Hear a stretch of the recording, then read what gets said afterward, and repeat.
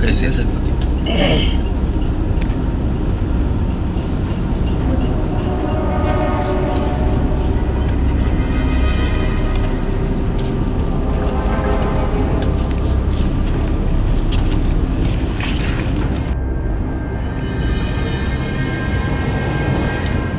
થઈ ગયું ભાઈ, ચલો ચલો ચલો ભાઈ.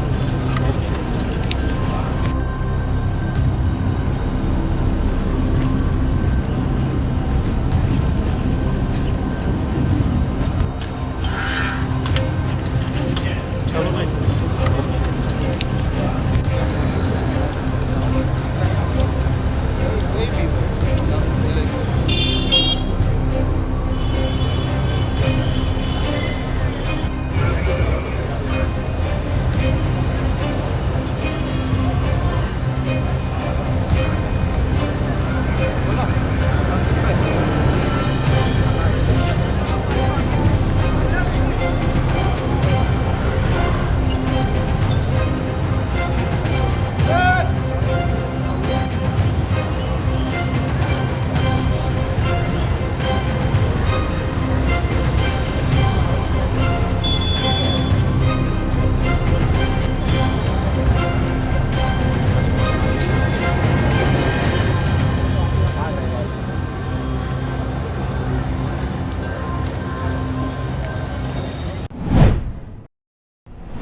જે 7 જુલાઈના રોજ જે રથયાત્રા છે એના આજ રોજ 4 જુલાઈના રોજ આપણે રિહર્સલ કરી રહ્યા છીએ.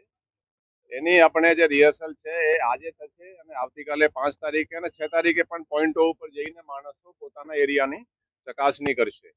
એના આપણે જે પૂરતા ફોર્સ છે એ મળી ગયા છે, બહારથી પણ મળી ગયા છે. 12,000 થી ઉપર આ પોલીસનો આપણે ઉપયોગ કરવાના છીએ અને 6,000 થી ઉપર આના હોમગાર્ડના ઉપયોગ થશે. આ સિવાય એસઆરપી ની પણ 20 કંપનીઓ આપણે બહારથી મળી છે અને 15 કંપનીઓ એક્ઝિસ્ટિંગ આપણી પાસે જુદા જુદા ડ્યુટીઝ માટે હોય છે. આ સિવાય 11 જે પેરામિલિટરી ફોર્સ છે એમાં આરએએફ છે, બીએસએફ છે, સીઆઈએસએફ છે, એની પણ કંપનીઓ આપણે મળી છે. આ વખતે જણાવવા માંગુ છું કે આ વખતે આપણે સીસીટીવી નો મેસિવ ઉપયોગ કરી રહ્યા છીએ. આખા જે રૂટ ઉપર છે જે પહેલા નહીં હતું, આ વખતે આપણે 1400 એ જે દુકાનદારો છે, જે એરિયા વાળા છે, એના મોટિવેટ કરી, એન્કરેજ કરી અને 1400 થી ઉપર સીસીટીવી કેમેરાઓ પણ એ લોકોએ લગાડ્યા છે. આ સિવાય આપણે પણ એ કેમેરાઓ, સીસીટીવી, જીપીએસ વગેરેનો પણ આનો ઉપયોગ આપણે કરી રહ્યા છીએ. આ સિવાય જે એની લાઈવ સ્ટ્રીમિંગ છે, આ લાઈવ સ્ટ્રીમિંગ પણ આપણે કંટ્રોલ રૂમ સિવાય એનએક્સી જે આપણે અમદાવાદમાં સર્કિટ હાઉસ એનએક્સી માં પણ કરવાની છે. ડીજી ઓફિસમાં પણ એની લાઈવ સ્ટ્રીમિંગ થશે અને સીએમ ઓફિસમાં પણ એની વ્યવસ્થા લાઈવ સ્ટ્રીમિંગની આપણા ત્યાંથી કરવામાં આવી રહી છે. એકંદરે આપણે બધી રીતે પ્રિપેર છીએ.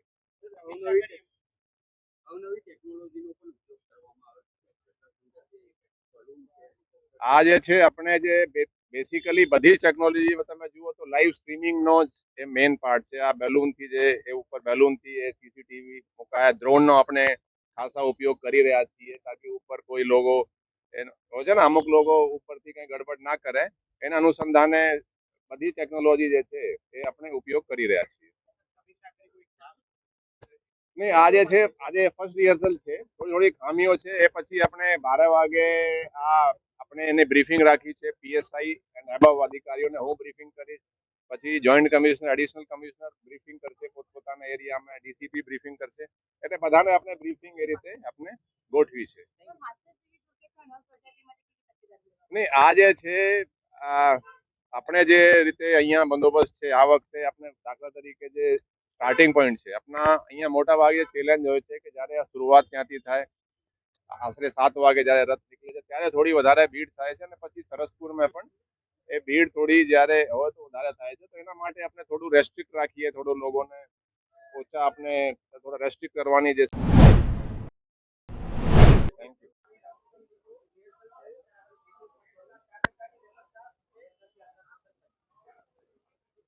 આપણે ભગવાન શ્રી જગન્નાથજીની આ 147મી રથયાત્રાના અન્વયે આપણે સવારે 7 વાગ્યાથી લગભગ 10 વાગ્યા સુધી આપણે ત્યાં રિહર્સલ જોવામાં આવ્યું, આપણે ચકાસણી કરી અને આજે અહીંયા આપણે 600 થી ઉપર સબ ઇન્સ્પેક્ટર અને ઉપરી અધિકારીઓ જે છે DCP, DIG, IG, additional joint commissioner, special commissioner સુધીના તમામને આપણે બ્રીફિંગ કરવામાં આવ્યું.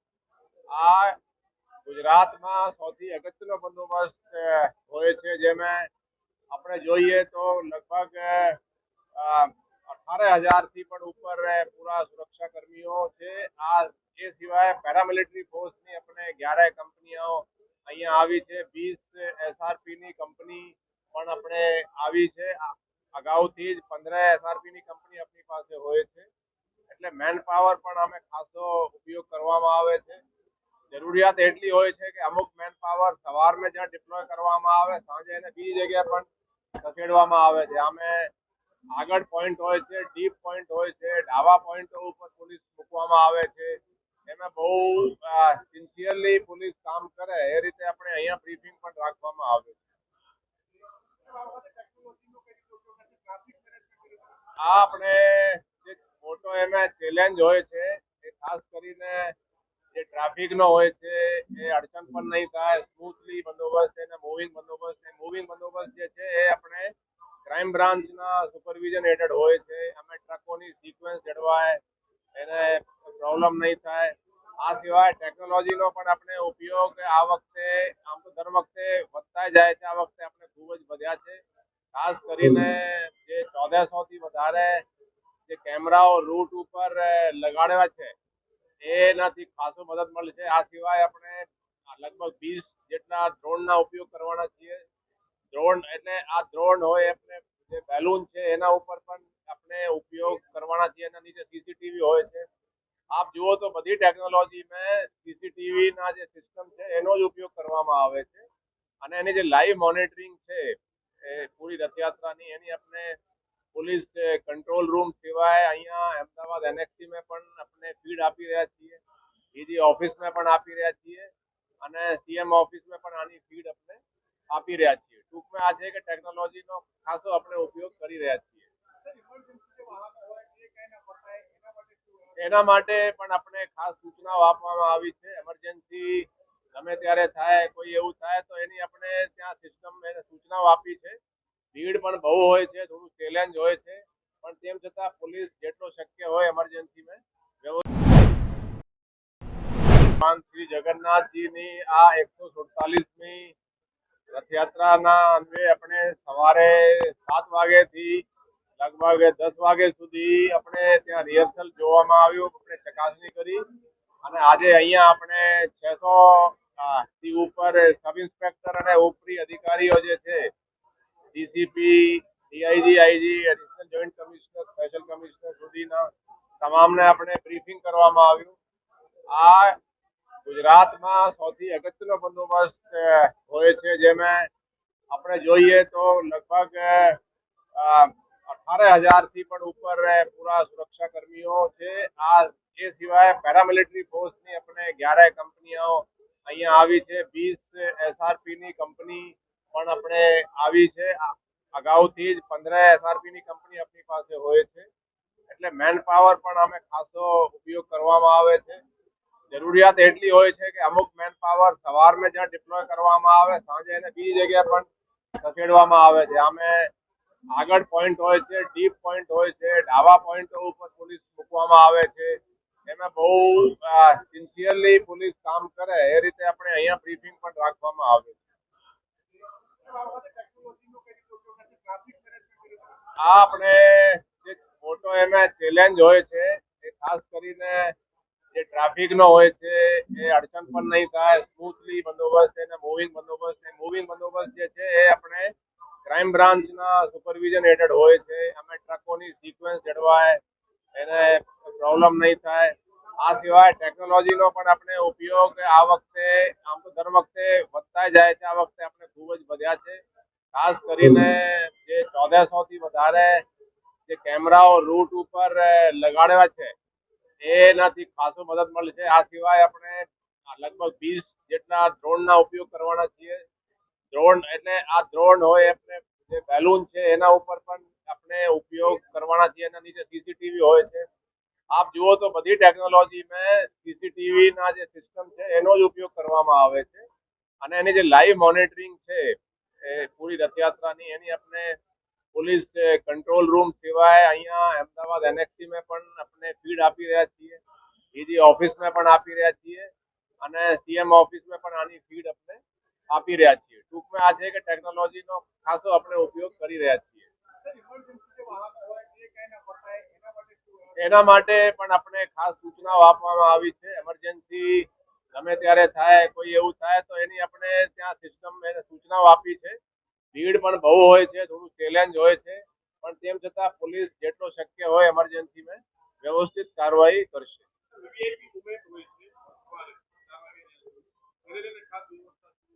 અમે જે શરૂઆતી બંદોબસ્ત છે એ આપણા રાતના 2 વાગ્યાથી લાગી જાય છે.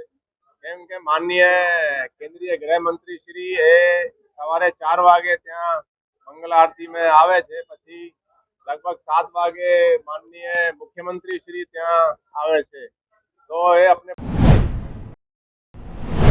દેર રાત અમે જે શરૂઆતી બંદોબસ્ત છે એ આપણા રાતના 2 વાગ્યાથી લાગી જાય છે. કેમ કે માનનીય કેન્દ્રીય ગૃહમંત્રી શ્રી એ સવારે 4 વાગે ત્યાં મંગલ આરતીમાં આવે છે. પછી લગભગ 7 વાગે માનનીય મુખ્યમંત્રી શ્રી ત્યાં આવે છે. તો એ આપણે બંદોબસ્ત સવારે 2 વાગ્યાથી લાગે છે અને દેર રાત સુધી જ્યાં સુધી આ રથયાત્રા પૂર્ણ ના થાય ત્યાં સુધી બંદોબસ્ત ચાલુ રહે છે. આ બધે મળાવીને તમે લગભગ જુઓ છો, હોમગાર્ડ મળાવીએ, બધા મળાવીએ તો લગભગ 23,000 જેટલા ફોર્સ હશે.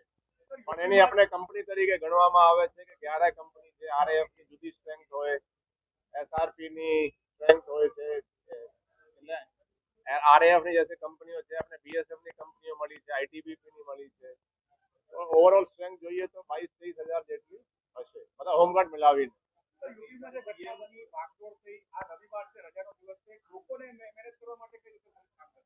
આ વખતે આપણે ખાસ કરીને જે સ્ટાર્ટિંગ છે સૌથી વધારે ચેલેન્જ સ્ટાર્ટિંગ વખતે ત્યાં બહુ ભીડ આવે છે. લોકો ત્યાં વધારે ભેગા થાય અને સરસપુરમાં પણ ભેગા વધારે થાય છે.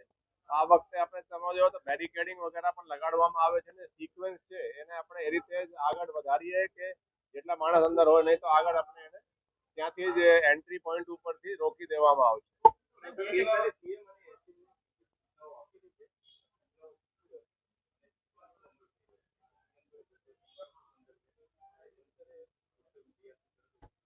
નહીં, સોશિયલ મીડિયાની જે મોનિટરિંગ છે આજકાલ પોલીસ માટે એક મોટો પડકાર એ સોશિયલ મીડિયાનો થઈ ગયું છે. એમાં અમુક લોકો ખોટી અફવાઓ ના ફેલાવે એની આપણે મોનિટરિંગ કરીએ.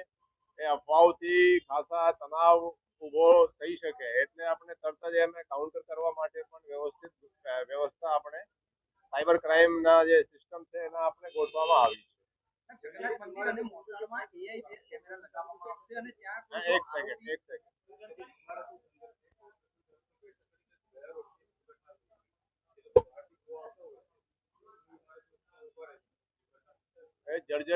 જર્જરિત ઇમારતો જે છે એ આપણે એના જે ચેકિંગ જે છે એએમસી સાથે મળીને બધા આઈડેન્ટિફાઈ થયા છે.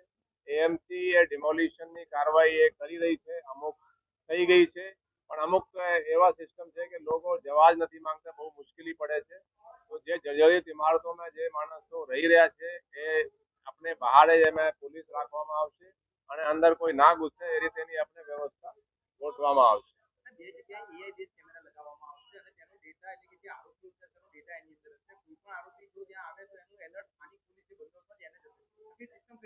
એક ફેશિયલ રિકોગ્નિશન સિસ્ટમ છે.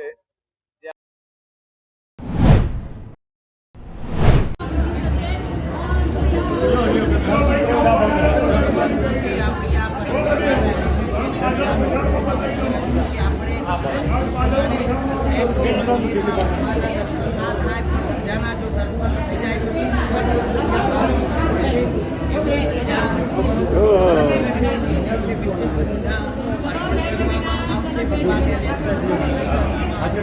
અને સ્વામી ભંડારાનું આયોજન કરવામાં આવશે.